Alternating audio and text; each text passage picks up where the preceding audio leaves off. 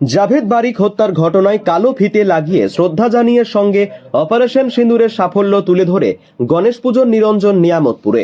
আসানসোলের কুলটির নিয়ামতপুরের সার্বজনীন গণেশ পুজো কমিটির সদস্যদের সাথে ভাইদাদার সম্বন্ধ ছিল জাভেদ বারিকের। জাভেদ বারিক গত 2 দিন আগে গুলি করে হত্যা করেন 2 জন দুষ্কৃতী। ঘটনা সিসিটিভি ফুটেজ ভাইরাল হয়। জাভেদ বারিকের বাড়ি নিয়ামতপুরের রহমানপাড়ায় এবং গণেশ পুজোটি হয় জাভেদ বারিকের বাড়ির পাশে নিয়ামতপুর জিটি রোডে। জাভেদ বারিকের সঙ্গে পুজো কমিটির সকল সদস্যদের সাথে ভালো সম্পর্ক ছিল, কিন্তু 2 দিন আগের ঘটনায় পুজো কমিটির সদস্যদের মধ্যে শোকের ছায়া রয়েছে। তবে পুজো বিসর্জন করতে হবে আগে থেকে তার পরিকল্পনা করা ছিল।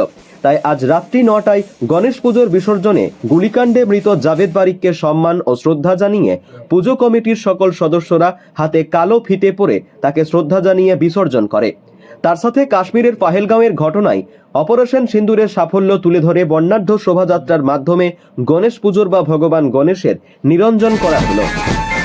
পশ্চিম বর্ধমান থেকে কাজল মিত্রের রিপোর্ট।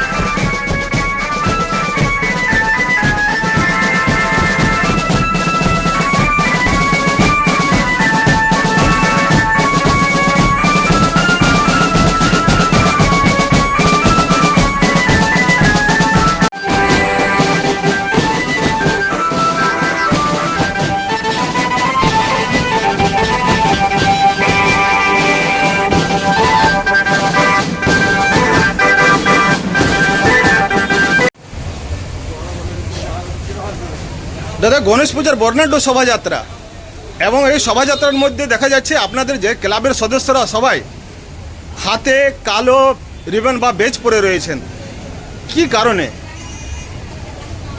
কারণ আপনারা সংবাদ মাধ্যমে সারা পশ্চিমবাংলা জানে যে 2 দিন আগে একটা মর্মান্তিক ঘটনা ঘটে, যেখানে আমাদের পাড়ার দাদা জাভেদ বারিক মহাশয় গুলি করে হত্যা করা হয় পয়েন্ট ব্ল্যাঙ্ক রেঞ্জে। আমাদের যেহেতু এই প্রোগ্রামটা আগে থেকে নির্ধারিত ছিল, সেই জন্যে আমরা এই প্রোগ্রামটা করছি এবং ওনাকে সম্মান আর শ্রদ্ধা জানাবার জন্যে, জ্ঞাপন করার জন্যে আমরা সকল ক্লাবের সদস্যরা কালো পাট্টা বেঁধে ওনাকে শ্রদ্ধাঞ্জলি অর্পণ করছি। আপনার নামটা বলুন। আমার নাম রাজা বিশাল গুপ্তা, আমি মেম্বার নিয়ামতপুর যুবক সংঘ।